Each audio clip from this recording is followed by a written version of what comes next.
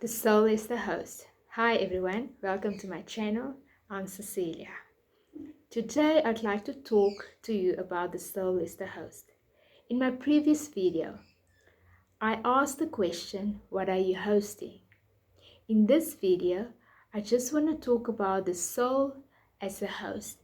And in that, I will also explain on how the soul becomes the host.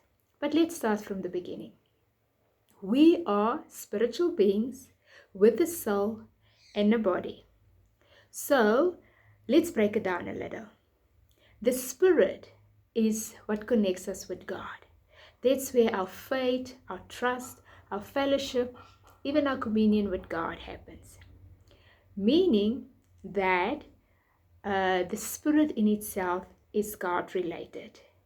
But if we die, our spirit goes back to God. That's Ecclesiastic 12, verse 7. Then we have the body. The body is our earthly shell that's made from dust. And when we die, it returns back to dust. The body in itself is worldly or earthly related. I always say that the body is just a gift wrapping. The treasure lies inside. The next one is the soul. That's actually where I want to focus today. I want us to put our focus on the soul. The soul is your mind, your will, your emotion, your personality, your desires. Your soul is actually what makes you you.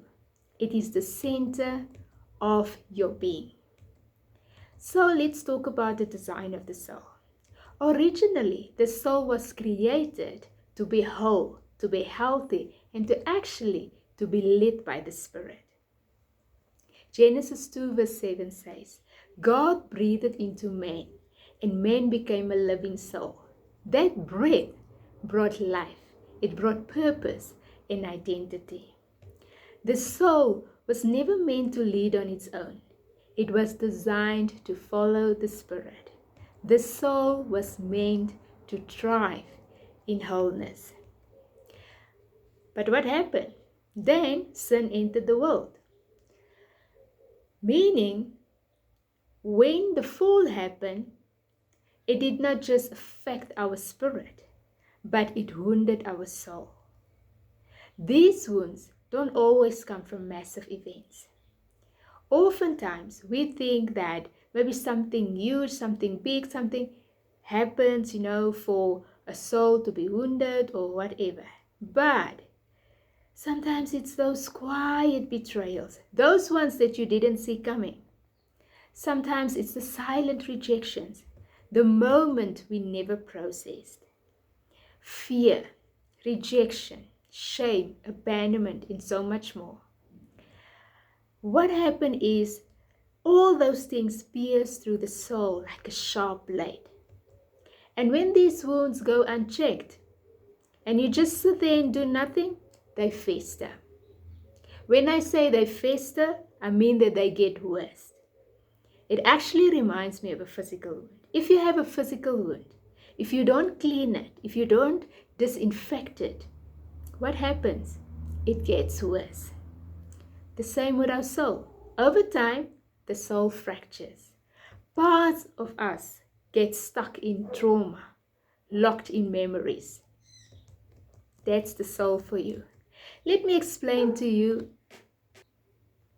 Let me share with you one biblical example. Cain and Abel, Genesis 4. Cain actually felt different than Abel. God accepted Abel's offering and he rejected Cain's. Cain had the same instruction as his brother, but it's because he chose his own way. Now imagine Cain's soul, wounded by rejection, inflamed with comparison. The thing is, he could have gone back to God. He could have repented and asked for forgiveness for his behavior. Because, like I said, they had the same instruction. He chose to be disobedient. But instead, He hosted jealousy, bitterness, rage, and that led to murder. His soul became a host for darkness because it wasn't healed. That's what happened with the soul when it's not a wounded soul that is not healed.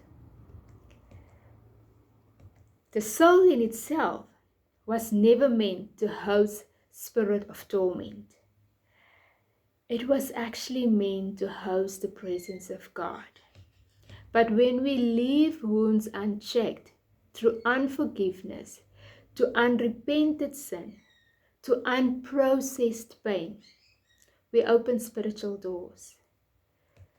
You can look fine on the outside and still host torment in the inside. That's very dangerous. And then, deliverance in itself is not enough.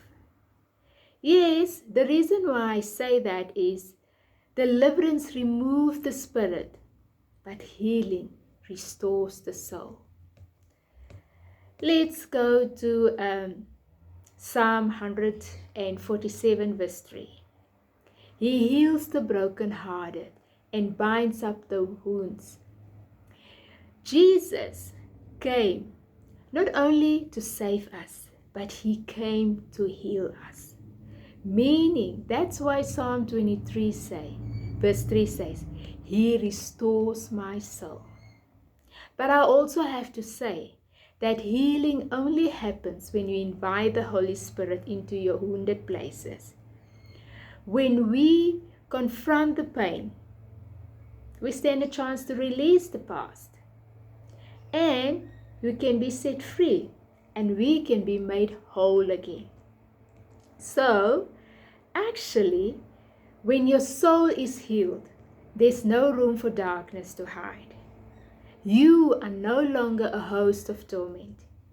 You can become a temple of the living God. Whenever something like that happens, you know in your heart of hearts that you are never meant to stay broken. You are actually never meant to carry invisible wounds forever. Because Jesus, who is the healer in itself, who paved the way forward, who made the way, he's the one that heals.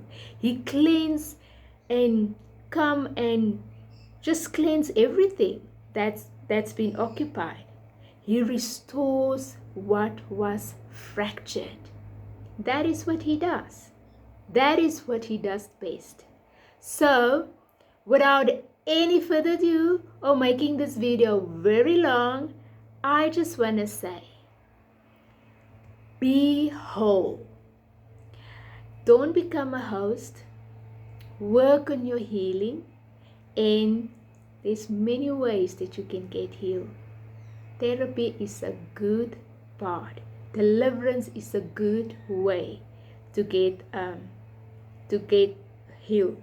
So, be blessed. I will talk to you in my next video. See you in my next video. Subscribe, share, comment. Be blessed.